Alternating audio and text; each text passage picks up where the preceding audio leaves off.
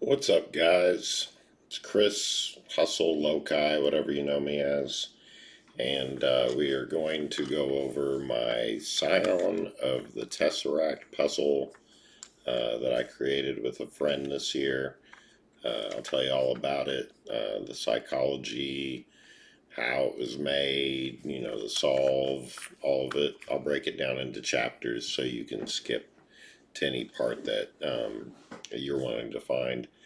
And this is my first publicly released SD puzzle. Uh, Probably my last, not for reasons about the puzzle, but just this is also probably going to be my last video on my channel.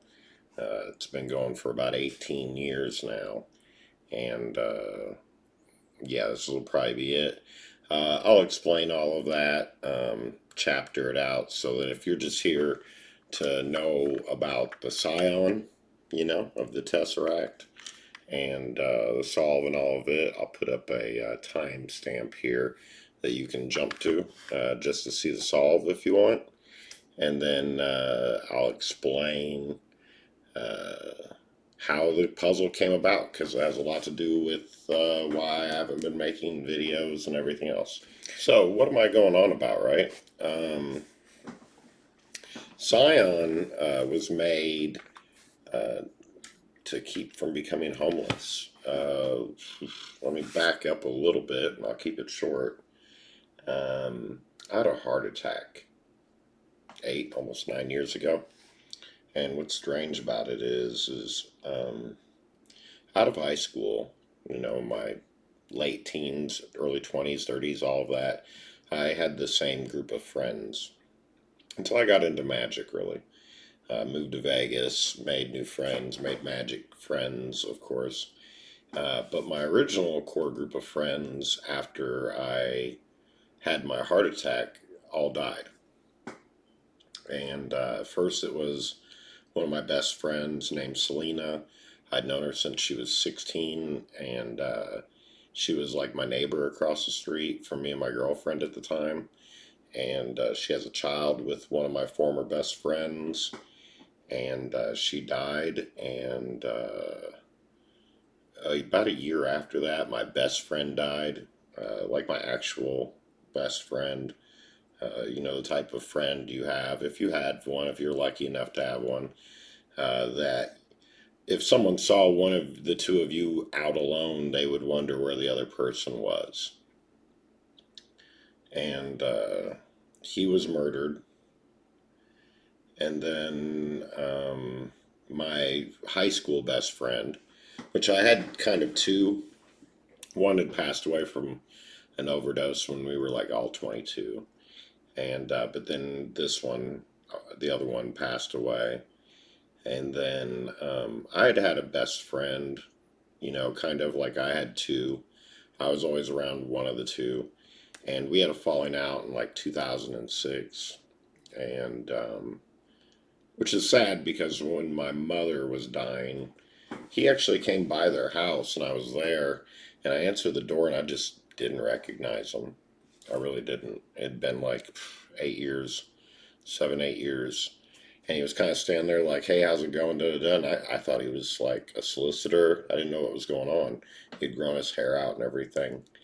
And it wasn't until after he had kind of been like, all right, man, hey, good seeing you, and left, that it kind of hit me who it was.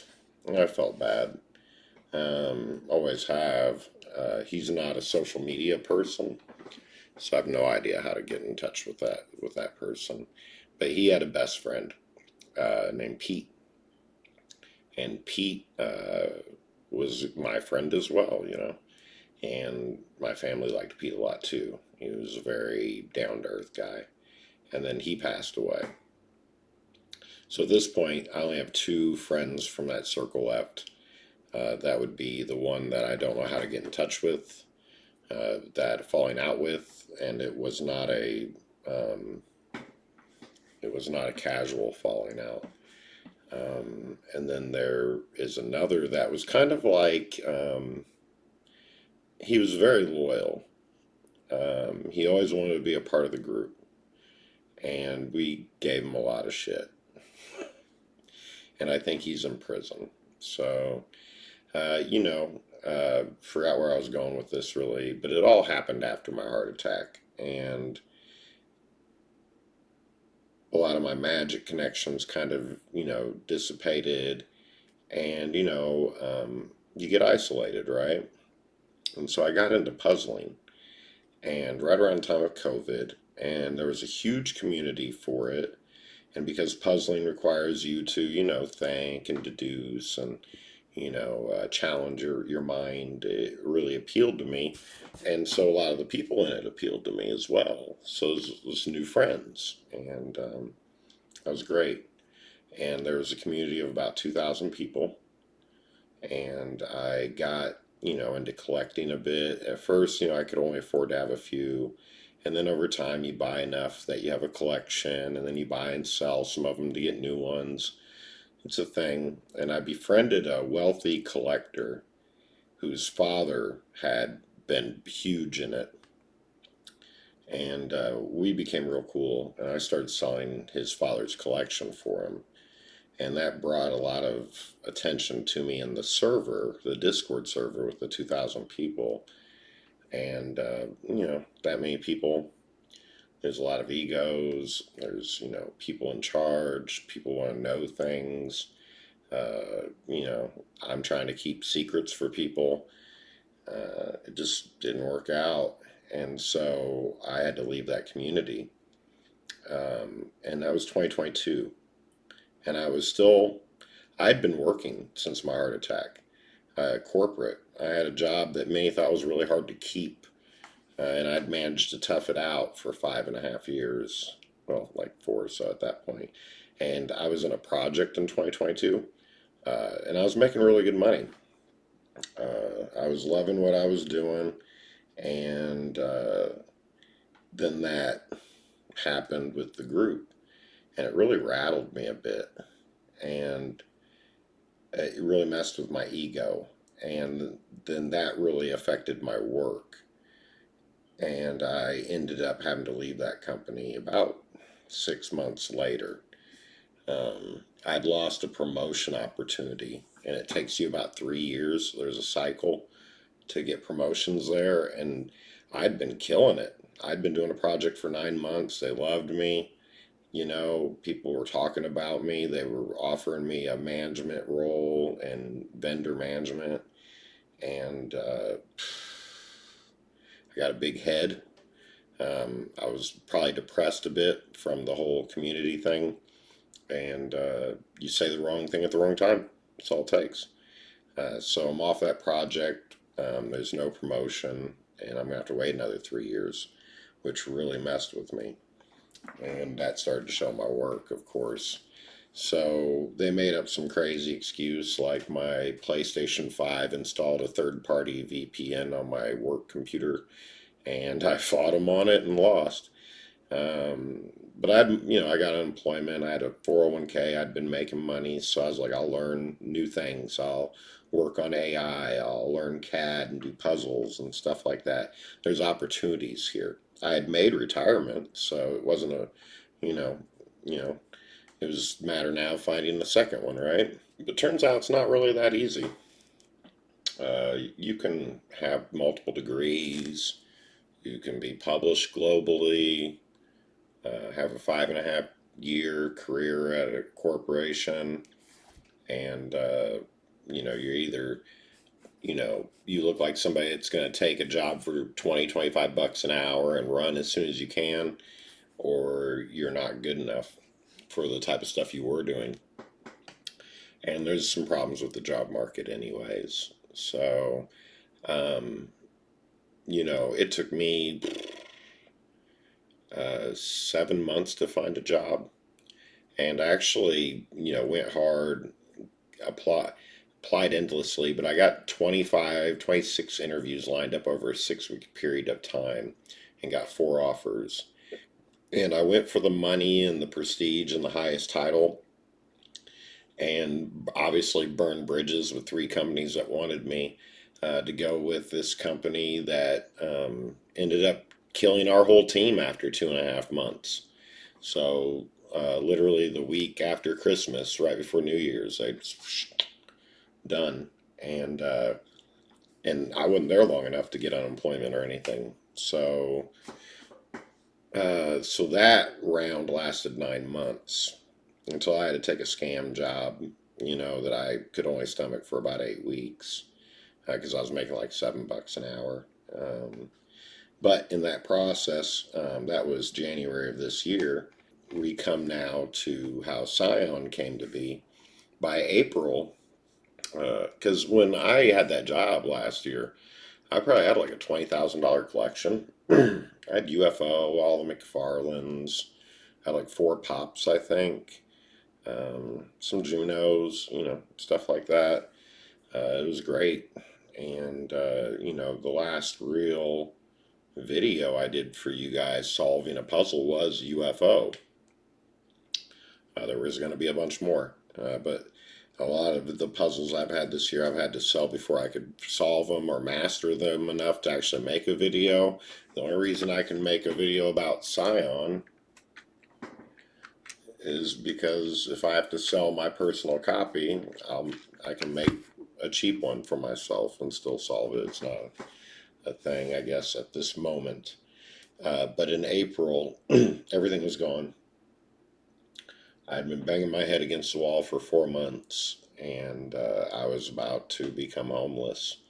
And I don't know how it happened, but I got into a conversation with, well, I'm not going to say his name.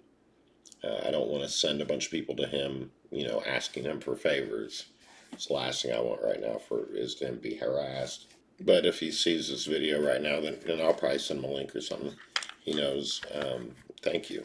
Um, I was just talking to him and he asked me my phone number, and all of a sudden I get $2,000 in my account. And I was like, whoa, what's going on? And he's like, hey man, I have a great life. He's a magic creator and a magician, performing. He managed to make what worked, what I didn't. So, you know, to him, I guess it wasn't, much, but he wanted to help me out. And never asked anything of it or anything. And so I wanted to make good on that. So I took care of enough bills that I could get through, into May. And I had been talking to a puzzler, an architect named Brian from New York City, who we started off, he was trying to sell a bunch of mechanical keyboards on Reddit, and he just didn't want to make the posts. I mean, he was still responding to all the messages and doing all the sales, but he just was trying to move these keyboards. And, I have a knack for marketing. I come from there. So, we worked on it, and he was giving me a cut of what he sold. And I hadn't printed in 2 years, 3D printed. I'd really kind of like, I I was very bitter at one point over a project. And I let that keep me from continuing. And I stopped for a couple of years, and then I heard about bamboo printers and how, people that didn't know anything about printing were printing great stuff. And I thought, well, that would be cool. I could probably make something good with that. And so we used the money he had been funneling to me to get me a printer. And I started making, magnetic animal puzzles. I got the rights to sell them. I did some mowing stuff, like the piano, and but I didn't really have anything of my own to sell, and I still wasn't good enough at CAD. But that's what he did for a living. He was an architect. So we got to talking, and he was going to help me make a product to sell, not a puzzle, because he didn't want to make a puzzle. It's just another puzzle he wouldn't be able to solve then, and I get it. Plus, the puzzle's a lot of work. We had made like a sleeve for a Bic lighter that goes when you put it in and out, and it could hold something else in there, and it had like a little hidden spot in it and everything. And a company called Urban Outfitters had a very poor print of this that they were selling for like $25 on their site and selling out. And so we just try to make something better, more engineered and cheaper. And it's still a thing. It's just, it's kind of hard to get out there and drive around to smoke shops and things like that to push a product. Yeah, I won't get into it right now. But, we had been working on that. And, I kept asking him, because I watched him model and I could just say something and it would appear on the screen. And I was like, bro, we should make a puzzle. And he just didn't want to. And eventually we got to a point where I'd borrowed an SDCB. And I was like, Juno lets people make, versions of his puzzles. A cube would be easy, let's do that. And he was kind of like, maybe. Because that would give him a new puzzle to solve, right? Modeling it and knowing how it works are two different things. And so, in a lot of cases, if you're just cloning, now obviously he knew how this worked, but we're getting ahead of ourselves. So he was like, sure. So I got the SDCB. He, got the outer dimensions, and that's how we got the look for Scion. That's how all this stuff kind of matches up. I had solved it again, and I realized that there wasn't a whole lot going on with SDCB. And there was one mechanic in it that was kind of hard to figure out, like how to rebuild or, do yourself. And so, I'd said one night to him, I said, hey, you know, it'd only take us a few hours to make a puzzle. I personally love cubes. So I know I could make a cube SD with you really fast. And he's like, yeah, yeah. And I said, it'd be really cool. And I won't spoil SDCB here. I'll just say that I said it'd be awesome. Every good SD puzzle, and with a lot of Junos, you have this solid object that opens up somehow to give you access to a tool, and then that tool will open something else up that gives you another tool, and so on and so forth till you get to the end. So that's kind of the basis of the Juno SD experience. I said it'd be really cool if we could reverse the opening. The first opening, meaning not how it opens, but the first act of SDCB, and do it in reverse. Something that's philosophically reversed. And he's like, huh. And I had told him my whole philosophy on how making that work would be. And like I just said, though, like how you get access to something. And he's like, awesome, man. It was late. He's in a different time zone. So we ended the call. And then the next morning I wake up and there's messages from him saying that he had came up with this sequence of moves. And it was kind of hard to follow. So we got in a call and he already had it modeled out, like 3 pieces. And it's the beginning sequence that's in this puzzle. I mean, we kept it. I saw it and I thought, well, that's really cool. And it is philosophically what I'd stated. It's the reverse. And it opened up a lot of opportunities. So from that point on, now we're talking about, how Scion was designed. And I'll probably go into more detail as, I do the actual solve. But that's how we got to the point of designing it. And I knew I needed to make money ASAP, which is unfortunate for this because I think this project could have done a lot better. It wasn't rushed. It did happen fast, though. I had this, that was May 12th or 14th that we started working on it. We spent about 12 hours designing, and then I spent about 2 weeks prototyping and fixing things and tweaks and stuff until I had a black and a red copy that I sent to IPP on June 1st. Then I had a few copies I was able to sell in my private Discord. I gave them a $50 discount because I knew they were kind of being used as guinea pigs, that we were going to find issues, right? And it's kind of the reason why this didn't get a lot of play at IPP. I think someone bricked it, one of the copies, which made other people not want to try. And that's fine. We figured out how to fix that. At this point right now, I can make a Scion and get it to someone that's going to be perfect. That's what happens when you make 150 of something. I sold about 100 copies. It was just a horrible time of the year to do it though. These are carbon fiber, and there's 40 magnets in it, and they're all pulling on each other, and some of them are big. There's some big magnets in here. And so when you have that with Vegas heat, and it was the hottest Vegas summer in recorded history, we had 110 days over 100 degrees, which means in a warehouse, or in the back of a truck, for half of a day, it's getting upwards of 180, 200 degrees inside those areas. So with that magnetic pull, even the best super glue I could buy, plastic glue, all of it, it would just pull out. So I ended up pull out. So I ended up having to replace, refund, replace parts, replace whole cubes, refund the whole cube. 30% of my orders. I ended up making about 150, 160 cubes to sell about 100. But yeah, this is what that allowed me to survive a few months. And so, this puzzle was made to keep me from being homeless. That was it. Had I been able to plan it out exactly like a full release, I probably would have it coming out now, closer to the holidays. It'd probably be a little bit cheaper. We used a printing business calculator, and then using normal business manufacturing costs, adding in for, returns, but not as many as I expected. It was 3 times worse than what I'd planned for. But you calculate for all that, fees, everything, right? So that makes something expensive. This thing right here, this copy right here, had I made this as a one-off for someone, would have been about $400.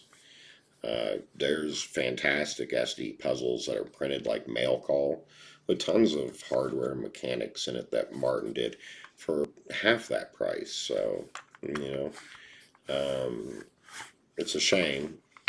Uh, and I would have done it because it would have been cooler weather wise, and so we wouldn't have had to replace so many. But hey, it is an SD cube. Not a ton of those out there, right?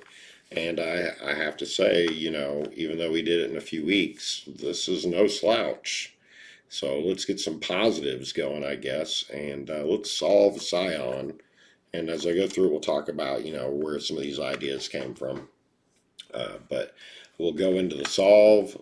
I'll show you how to properly solve it because I guess there's some. It should be as straightforward as possible. Like we tried to think of everything, but you never know with puzzlers; they get creative. So I'll show you exactly. There's another video out there. I saw somebody solving one, and I thought, oh well, they took some not shortcuts. They used parts I probably wouldn't. Well, not that I wouldn't use that weren't intended, I guess. But what are you going to do, right, when you have so many parts and pieces in a puzzle? There's a few puzzles I would like to make videos for you guys before, the inevitable happens, because I can't get a job. I've tried. I've been trying my ass off. I'm doing AI work right now, and even that's sketchy as shit.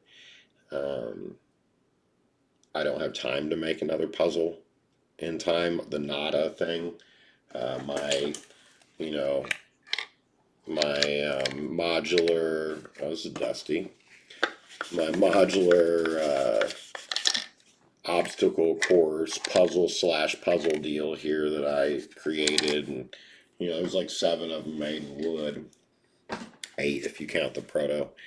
Um, Nobody cares about it. I was thinking maybe that was going to get me through this month, but no. And every job I come across is an absolute scam. And you're probably like, what do you mean a scam? I worked for Hilton for like 8 weeks. A job I could have made money at.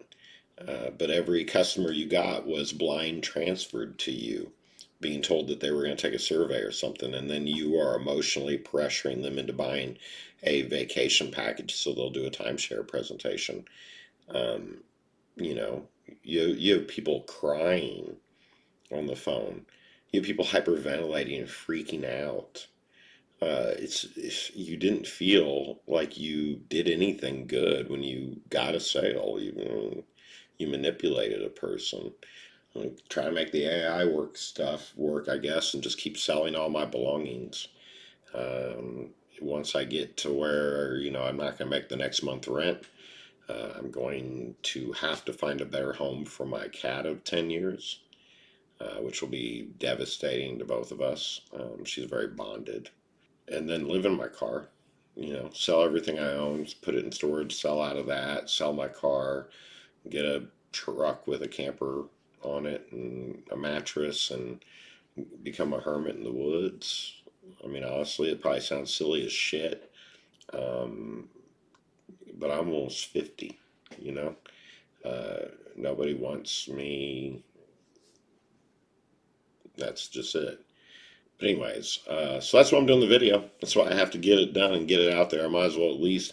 I'm the only person on the planet that could, well, other than Brian probably, but he ain't gonna make a video about this. The only person on the planet that can properly explain the Scion of the Tesseract, also all the extras that came with it, because that was a total miss. That was meant to be a secondary rabbit hole puzzle with 20 Easter eggs in it that you were supposed to just tumble down in fun. And hell, some people's wives almost threw their package away because of how I set it up. So we'll get into all of that. And then let's have some fun with Scion of the Tesseract. All right. So we've got the wins and whys of Scion. Let's get into the rest of it. What do we have here? It's a cube. It's hefty enough. And if you notice,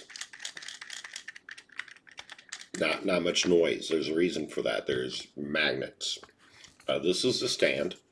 This is the Ferrari version, which is funny because I've marketed and themed this as like a rare artifact attached to the occult, like the Illuminati. I wanted an Illuminati puzzle for years now, themed and everything. And this is it. My personal version, though, is inspired, and there's a ton of inspiration in this, by the way. Nothing outright taken, I think, but tons of inspiration from Juno on the SD aspects. Obviously, the look of the cube is a homage to SDCB. Jerry McFarland for all the magnets and the what I call the PTSD helper of some of these puzzles where there's a lot to do that kind of takes your mind off things, even if you know how to do it. The fun replayability. Also, there's some tricks to the reassembly inspired by Jerry McFarland, where you can get so far into it, and then you'll have a piece and you'll go, oh damn, and then you got to undo a bunch and go back and redo that part. And then the look of this cube itself, this cube is inspired by Miguel Baracol. He's an Italian sculptor that made very sexually charged statuettes, you could say, that you could take apart into many pieces. They were metal and very satisfying to put them together. And some are far more intricate than others, right? But the look of them was unique because they would usually be like nude women and named after the women that he used as a model to make the pieces. And I'll throw a few up on the screen here so you can get an idea of what I'm talking about. And they'd be squashed down, and it'd be almost impossible to make out like the human form in it, right? So I was inspired by that kind of art, that aesthetic, to create the look of what I call the Ferrari version of Scion. And I call it that because here is your front bumper, right? Here are the racing stripes going back, and here's the spoiler, right? And then on the sides you have, your wheel, which is denoted by being, because I stand it up like this on the stand, a split tone, kind of like how chrome and tire, that kind of thing. So that's the look of it all, and it gives it a cool striping. It's a pain in the ass to print this one. I had to make a few versions, and this piece specifically right here is a 4.5 hour nightmare to print because of 75 layer swaps. So, so that's the look of it all. And then throughout as we go through it, you'll see a lot of the parts are split black and red as well. Now, in the full run of it, I did black carbon fiber with red parts inside, or red carbon fiber with black parts inside. And then I did another PLA version, which was actually a stronger PLA than carbon fiber. I just didn't talk about it like that. It was this amiline color shifting version that they ran out of and discontinued after like 20 cubes. So I had to find a replacement of their brand. That one was actually harder to work with than the carbon fiber. The carbon fiber printed so beautifully, it just destroyed your printer. I had to replace the nozzle and the extruder gear assembly on my printers for every 2 to 3 cubes. But ironically enough, that was cheaper than if I had paid the thousands to have a printer that would have like withstood that whole run. So, another reason why I'm probably not rich is my business acumen. And as you can see, there's patterns here. This is carbon fiber weave. Black and red with the carbon fiber weave is just very synonymous with that Ferrari look. I'll throw another image up here to kind of give you an idea of where that inspiration came from. And my car is also black and red with a black carbon fiber weave. It's just a Challenger. And so that's what inspired like the stylization of the whole run. And so when you would get one of these cubes, and I'll go into it in more detail here towards the end. I don't know how it'll get cut up in the edit, but I'll explain the packaging and all the crap that was included with it that actually cost a lot of time and money to make and kind of just was missed. But let's do the solve right now before, I have another power outage today or anything like that. So this is Scion, and when you get it, nothing opens, there's some things that'll shift, but the only thing I'll move is this, that, and this.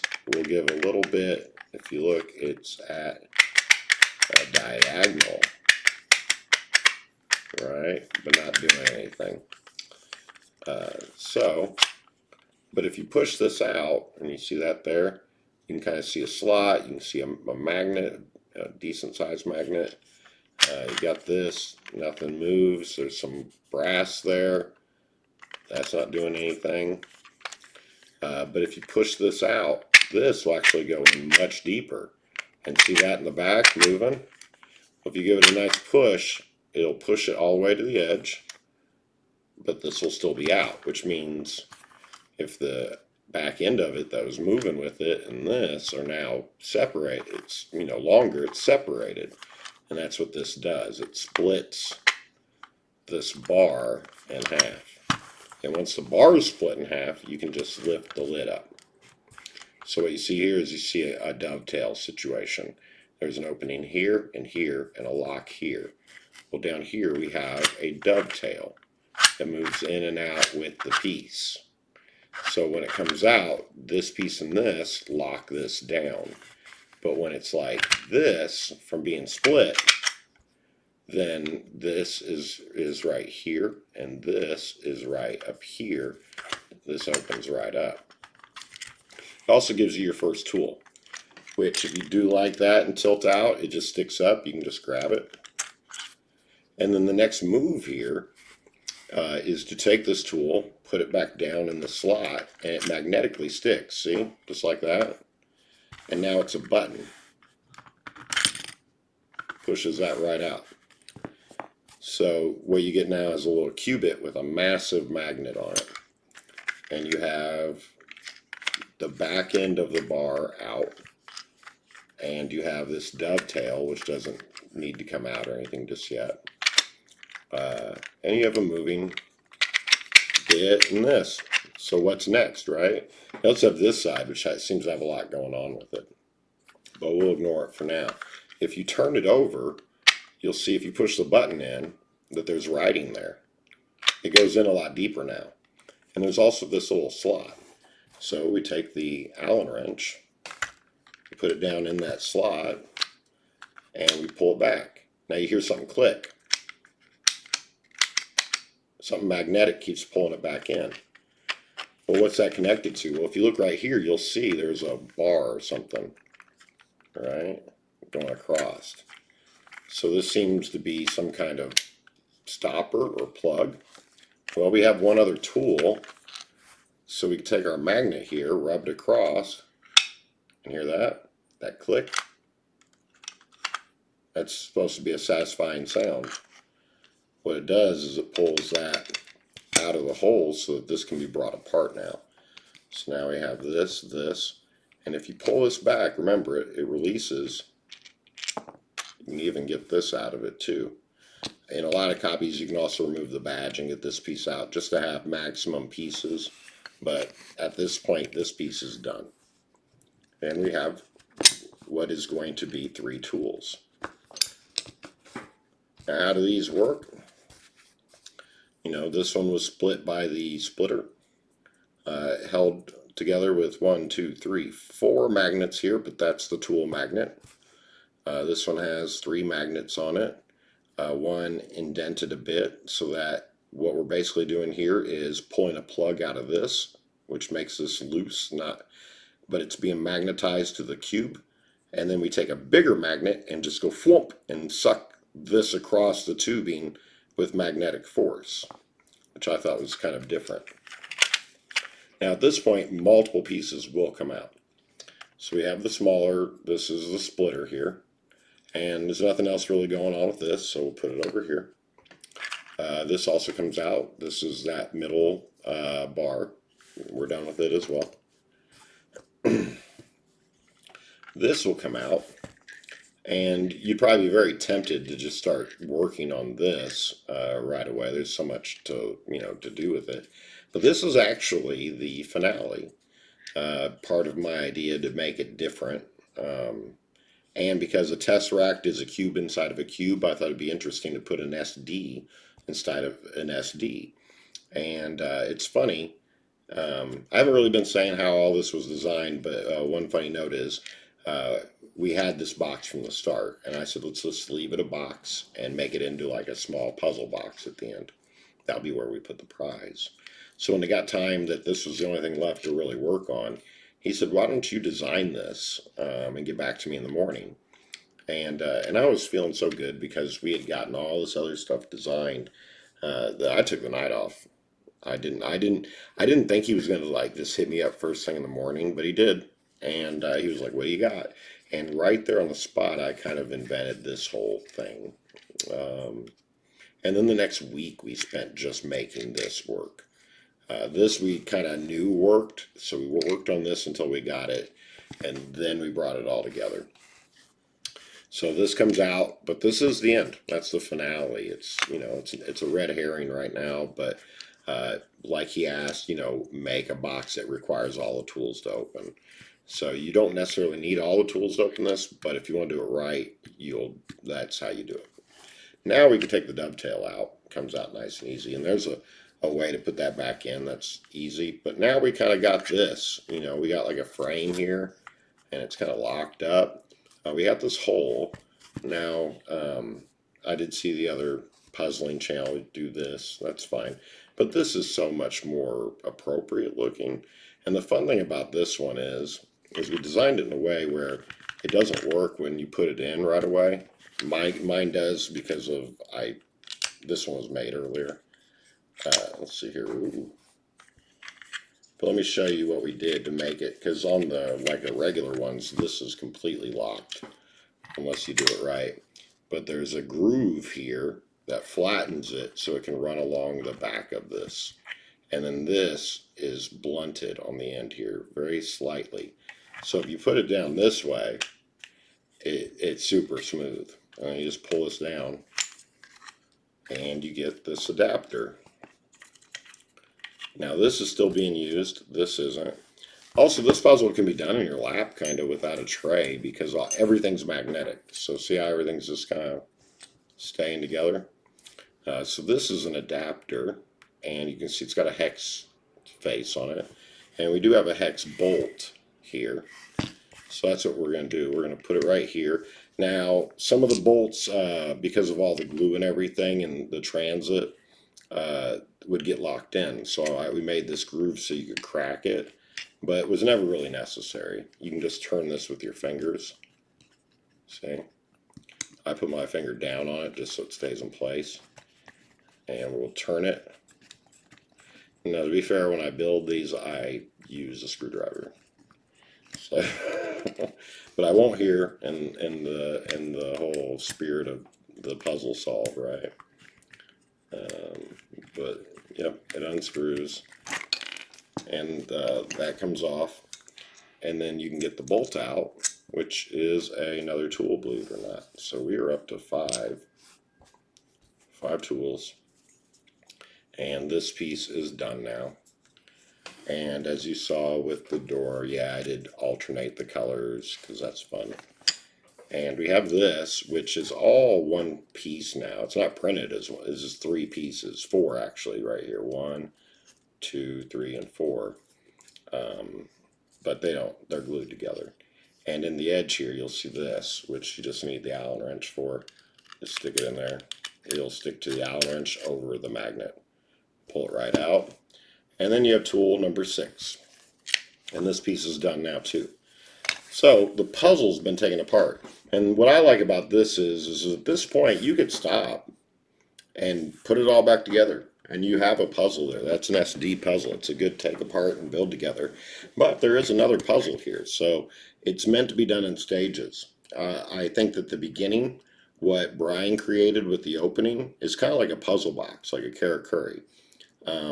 You have to move a piece out of the way, split a thing, lift a lid, and then you get access to the puzzle. So that's like a puzzle box.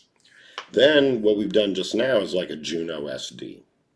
You get a tool, use the tool to access a new area, get more tools, repeat until you get to the end. Now this was inspired more by like Alan Lunsford and like Dan Schwartz. I don't want to mess his name up. The guy that made Whale SD. And where you put a lot of stuff into one small area. So that's what this is meant to be. As you can hear, it's just the pries and they're rattling. It's all you could hear from the beginning was the pries rattling in there and this. Because everything else is locked down. So here we are. We have this and we have these tools.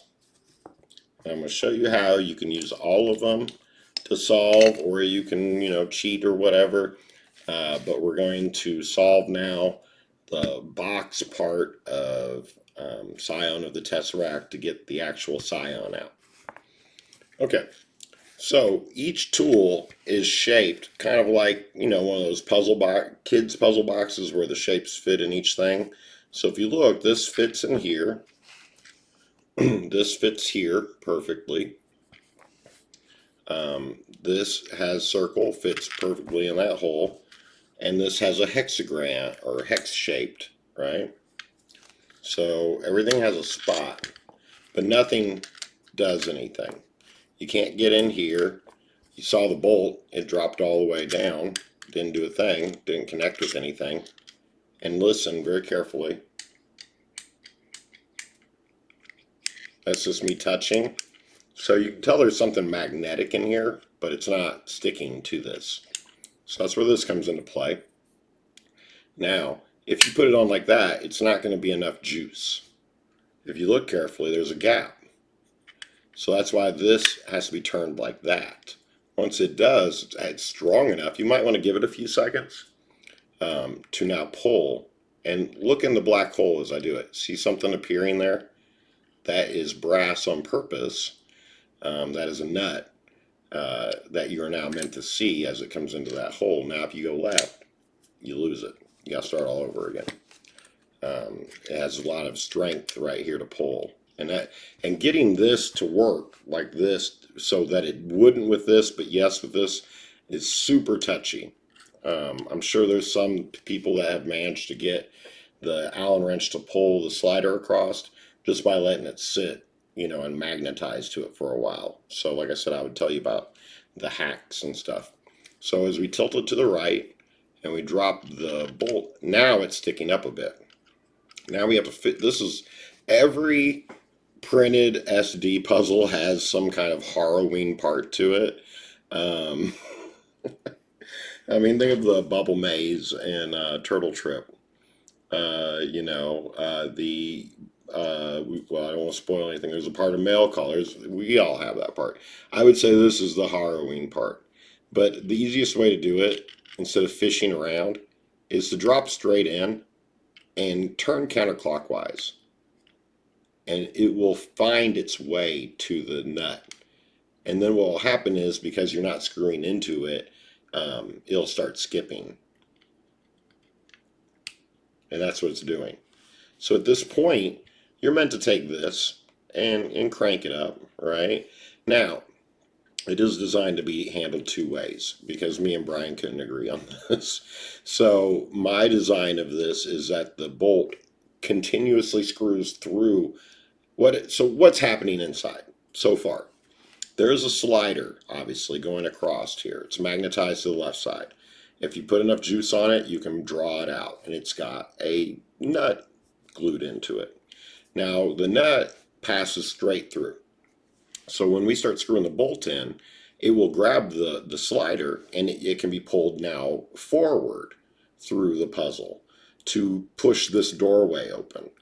My intention is that you screw it tediously until it screws enough to lift the door up naturally and just hold it in place.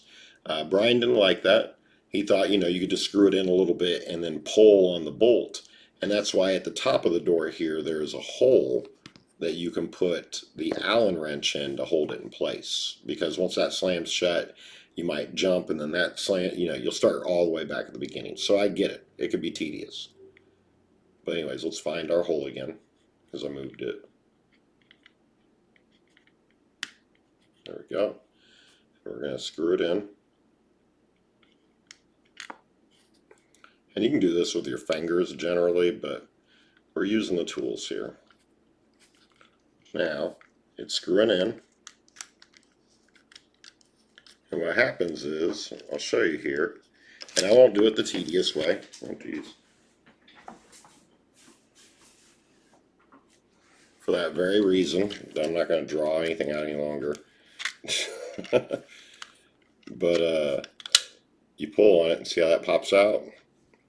So now you can just shove your Allen wrench down in there. That's what that's for. So you can lift it up, push it like that, and now the door's open just perfectly enough as well. So you can do it either way. But at this point, everybody's scared of this wand. All right, so this wand's made with that special aniline stuff. It's stronger than carbon fiber. You can look up their metrics, right? These are printed at 80. And to test it, I actually was trying all kinds of different things, but I got this piece right here stuck in this door and it slammed shut and it didn't want to pull right out. Like I could have yanked it out. But I thought, well, I wonder how strong it is. And I held it by the end here and I swung the box like this. And it was just hanging on the end of this and it flew off the end at some point. So these things are not going to break. But anyways, you go in and you're going to hit a wall like almost immediately as soon as that clears. But if you turn left, there's nowhere to go. But if you turn right, it turns to the right. So you go in, you turn right, and then there's nowhere else to go, right? Unless you push in. Just like that. And what you've done, it's going to pop back. So what you've done is now the rest of the build. There's a door here, and there is a seesaw going across with an arm shooting up. That arm, when pushed down on this end of the seesaw, is enough to open this door. The seesaw won't go down because the fulcrum to the seesaw is all the way over here on the right. That's why when you push down with this, it wasn't doing anything because it's right underneath the plastic there. So what we're doing with this wand is we're going around the door and through a cutout in there, and we're pushing that fulcrum over so that it's over in the middle now. So now when we push this in, it works. And that is the solve of Scion, of the Tesseract. Here's the little Scion cube, and it's got a little cube inside of it. And here's, I'll show you, see, Now, you remove this stuff. I knew this was tedious, so I wanted to make it super easy to reset. So the rest of it, you got to work for the reset. Like I said, it's like a McFarland. But this part here, I didn't want it to be a pain in the ass for people. So you unscrew the bolt, because that's got to come out. Sweet. Get that out.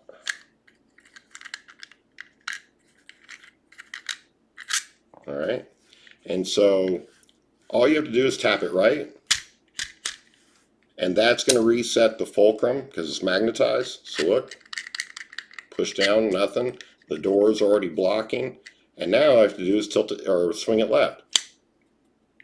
Now when there's no noise, the slider's over here locked back in place. You put the Scion right here. You put the door. Oops, I think I did it upside down. Yep. Do door like that, and this is reset. This is ready to go. Reset puzzle. Now the rest of it. Well, we got to work our way backwards, right? So the last thing we did was we took this part off of this, but we had this in here, right? So you want to drop that back down in. You're going to put that back.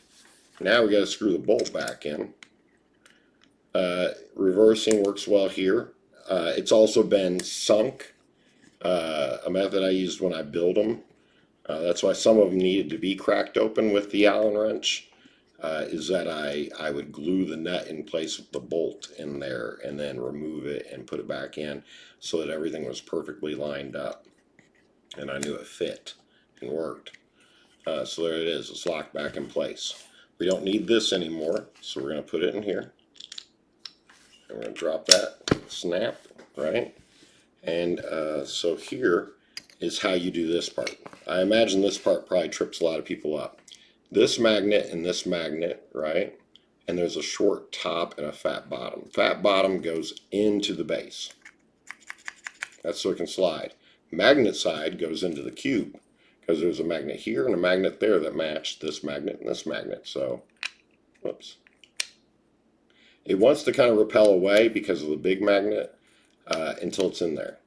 See? And then it goes in. So this has no magnet in here for it. So if you push, it's not even going to stay in there. See? It's going to repel from this.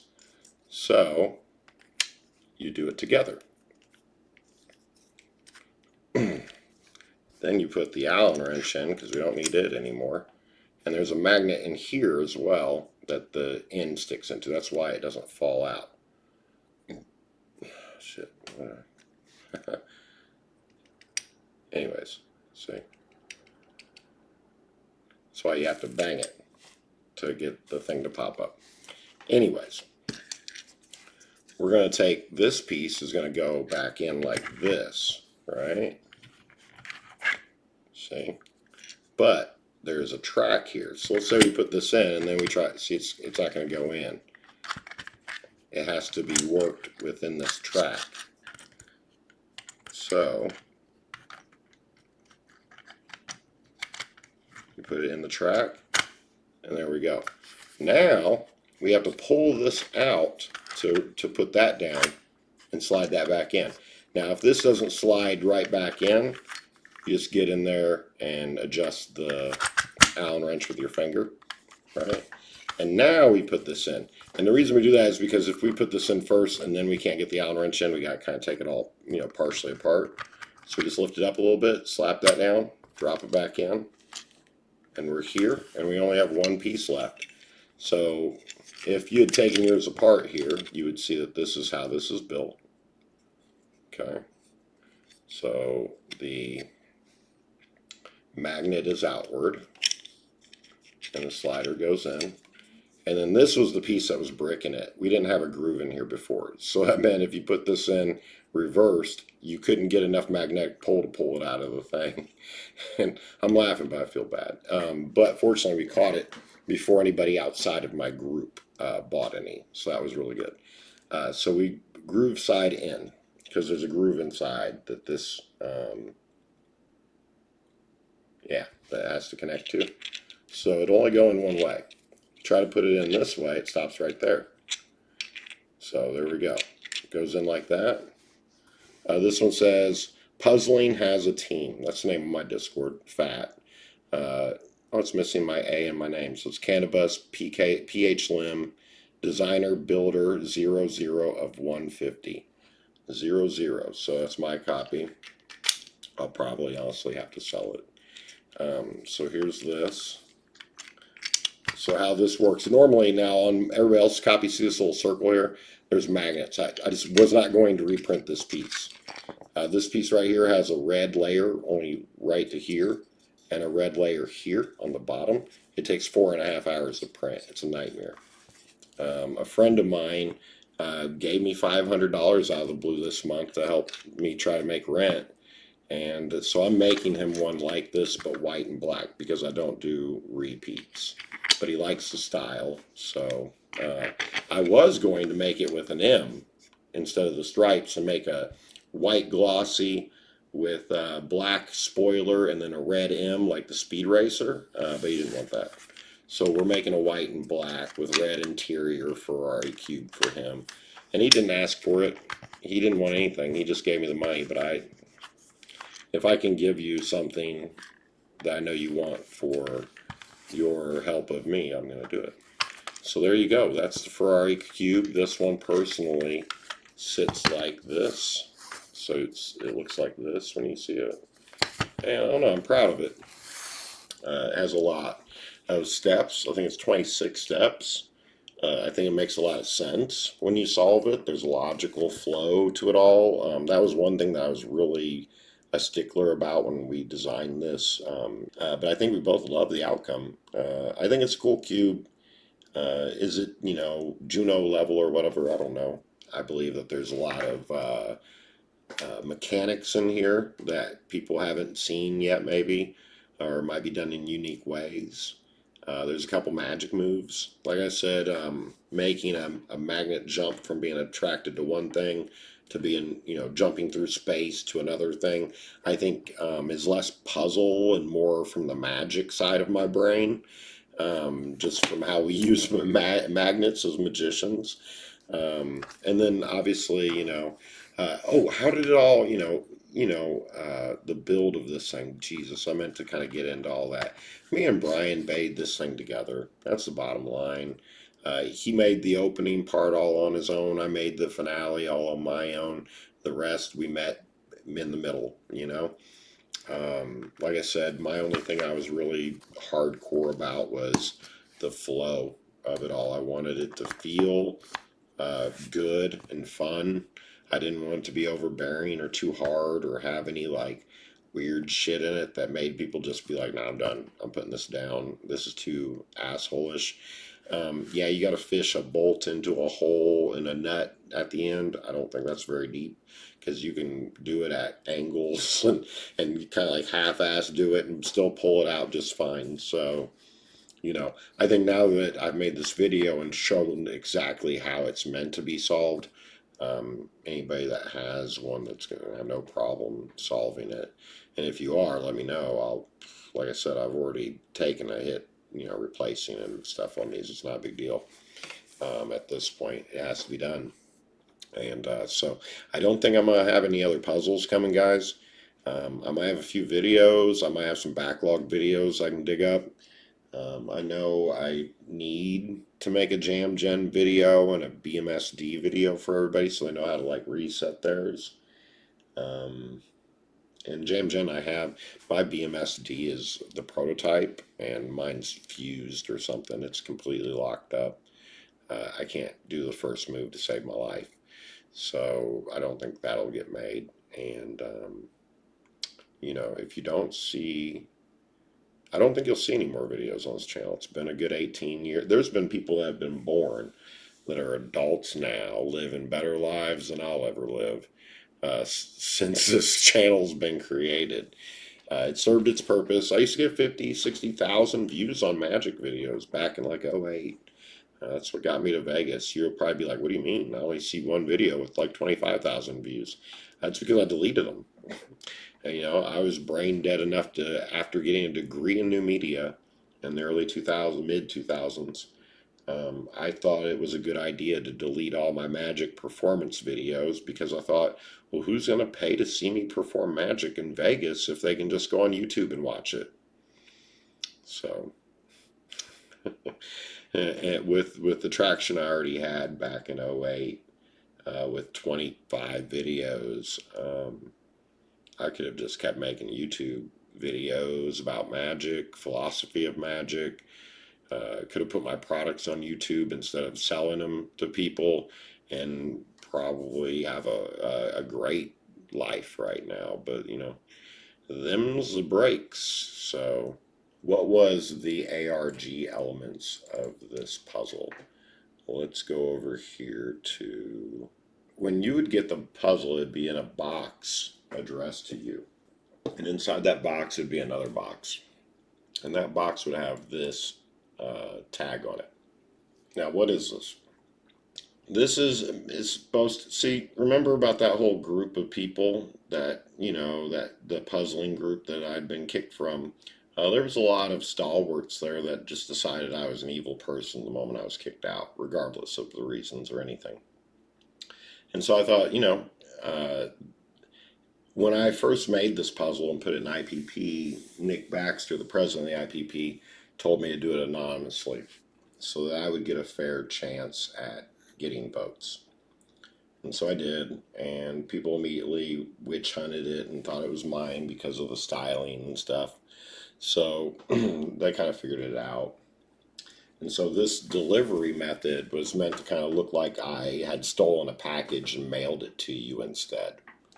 I even put a little slip in there apologizing that I'll show you. But this was the package that supposedly I had taken from. Now, if you look at it, though, it's New York City and Denver. I live in Vegas, so this is not the reality. These are all fake names. This here, Simon Baltius, is the head of the Illuminati in this whole fictional reality. Murray Bowman is actually the conspiracy theorist from the movie Stranger Things. 8500 Peanut Boulevard is where the Iron Horse Lucifer from the Denver, Colorado airport was located. He's now gone. Many thought that horse to be a secret society image. Then we have Sally Langle Franklin. Well, if you know who Marie, isn't it Marie Langell? When she got married and later in age, her hyphenated name is Langell Franklin. She's the writer, so this would be like the granddaughter of the writer of the book A Wrinkle in Time. A Wrinkle in Time being the book that modernized the term Tesseract. This address is an old address which has been replaced with New Street addresses. But if you looked it up, you'd find out that this was Edgar Allan Poe's address in New York City. Oh, this is fun. This is the magnet map for the puzzle. This was what I had to use for a bit until it was all memorized. And the smaller ones were the small magnets. The deep ones are the big, the bigger magnets. And then this was the juicer right there. And then their sizes. So I probably shouldn't be showing this because if someone could recreate all of these old pieces, the magnet map is the mystery that would have kept them from being able to make their own copy. But what do I care? I'll be living in my car. So this right here, what is this? Oh, these are just the back of the pages. So with it, you got an envelope that had the letters, printed letters glued to it that spelled read me, and kind of like a psycho, serial killer type deal. That was another part of it. This is the final box. This was the info page. This was how I made it, and then I destroyed it to make it look like this. Oh, no, not that. Here we go. So that it would look like it was recovered. Blacking out names, covering up their faces. But if we go back here, oops, go here. Unique artifact closes down island base. Eric Weishaupt is the creator of the, was it Eric Weishaupt? Adam Weishaupt. This would be a descendant of the actual creator of the Illuminati. It's been several weeks now since the Centrodyne incident, I-95, evac, reported that scientists, and then these blacked out names are actually me and Brian's names. Um, I don't know what to say. Uh, uh, so this is Brian. In the eerie video, she interviewed one Brian who claimed to be a scientist at the site of discovery and claims to have been the lab director for the 3 weeks after. And so these timings, like 3 weeks and stuff, are all lined up with how long it took us to make it. So this story is supposed to be like the story of kind of how it got made in an alternate universe. Our team leads Junichi Yananose and Jerry McFarland arrived to help us sort this out. They are the best in the field. Oh God, I just snorted. Anyways, lab director 3 weeks. It's out. It's just out. I don't know what to say. Sorry. He shrugs in an almost defeated posture. Our Miss Torres stated that after that he said, "It's out and it's in. I mean, back in. I don't know. It was in there for a reason, and 17 days it took for us to get it back in, but it got out, so it doesn't matter now. Out, in. Our former assistant Patrick set it loose. He is awakened a sleeping giant." And then this is a fake story here. The Patrick bit is funny because Patrick is the real name of a member of my group, my Discord, who, when they found out I was making something that looked like SDCV, said that Juno was going to have a fit and never allow anyone to ever make a puzzle again. Well, not I'm being hyperbolic there. He was like he won't let anybody make reprints and stuff of his stuff, but um, no, no, this is a completely different beast. So, but I had to make a joke there. So that would be the info, and then the history. Oops, I keep clicking on these. That'd be the wiki. So wiki was the info. The history was what we just read. The wiki here is about a tesseract. A tesseract is a fourth dimensional hypercube, a cube in the space of another cube at a different point in the timeline.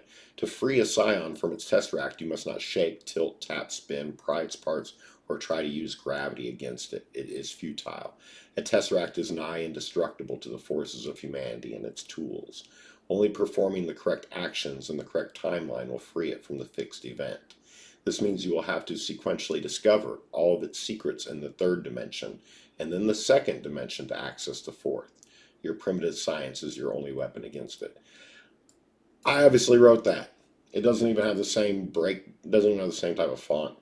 But these are the rules. That's all this is. It was a fun way to do the rules. And then we have our production notes here. Um, Freeze the screen and read it. I'm not going to read all this. It's basically what I've just been talking about. The rules. This is for the regular one. This ruse. A new SD comes out and you just had to have it. We knew this ruse would get you to accept this package. I should have never stolen it myself, but it's your problem now. Sorry. So what if you look through all this, and I didn't actually like spell it all out. Oh, there's also a manual on how to solve it. Um, there is stuff in the newspaper clip, names and stuff, beyond what I said. There's a tie-in to a real New York island military base that had a real crazy thing happen, that's documented. All of this is a conspiracy theorist rabbit hole just for fun. That's kind of the whole point of all of this. So that's what oh, and this was also on here as well. Uh, so when you got the cube, it was wrapped in an Illuminati style bag, wrapped in red cord around the blue bag, and it had this tag on it: "Dear Acolyte Sally, thank you for agreeing to watch over this artifact. Leave it in the bag. Do not try to decipher it or anything else unruly. Your ever watching eye, Illuminatus." And then this. So when you got the puzzle, it was meant to feel like you got someone else's like deep dark secret, and then the lore and everything around it. It's supposed to give you this whole thing to think about while you were solving the puzzle. So that's it. that's the extra ARG, as I called it, elements, just to give it some fun. And yeah, a puzzle I made in like 2 or 3 weeks with a friend, I went ahead and did all that extra crap for as well. So I made Boxes and Booze a Willy Wonka inspired version of this, and had a lot of fun. So here you'll see there's the cording and the packaging, the readme, the ruse. This one's more for. It was actually printed on both sides. Be warned, do not try to. It was a confectionery consortium, and so I changed up all the paperwork and everything for his copy and made it Willy Wonka themed. And he did a write up about it, and it was super cool of him. Sorry the video's so long. I'm seeing an hour 9 here. That's with everything. It's gonna get chopped up, so hopefully it's not that long for you. And there's chapters, so you can, even on a mobile or on a desktop, you can click your ass to solve I don't make cryptic. I don't make what is it called, clickbait chapters. There will be a section of this where I'm talking about how basically, you're probably going to hear about me being homeless soon. You know, why? Where's your family, Kris, and all this? Well, like I said, all my friends are dead. Magic's kind of left me behind, except for maybe a few people there that were really good to me. Surprise, out of the blue too. My family, I have PTSD, and I went through therapy and like the drugs and all that to kind of get through the PTSD. And I figured out things that had happened in my life that I had kind of like blocked out or blamed myself for even. And last year, when I was, doing great with the great job, I thought, I got to a point where I felt like I needed to explain myself to the only person really left in my family, my mom's best friend, who has a daughter that's my cousin. Um, Long story, but we're not blood. But she's like family to me, and she treats me like family, and we've always been that way. And I sent her an email, 4,500 words, just explaining, kind of some of my thoughts about my mom, because it had been about a decade since she passed. Some truths about that I figured she knew. An event that happened that she was there for when I was 10 that I realized was gave me a lot of trauma, and she said she didn't remember it, and then even made the comment, "Who remembers things that happen when they're 10?" Like, really? I remember stuff from when I was 3. I remember all the trauma shit that I've been through. Now, especially, blocked a lot of it out. But then she shared it around, and it got me disowned by my family. So I don't have anybody that gives a damn about what's happening to me. Some of y'all might, you know, in that, way you do with a kind of a person that you kind of think and they're kind of a stranger. Um, but no, you know, thanks to the magician that helped me out again. I almost said their name, don't want to out them. As a person that will do acts of goodwill, even though they deserve all the credit in the world. I just know better in this society. Um, but in me, I'm fine. Don't worry about me. Um, I'll go rural out in the woods, live out of a car.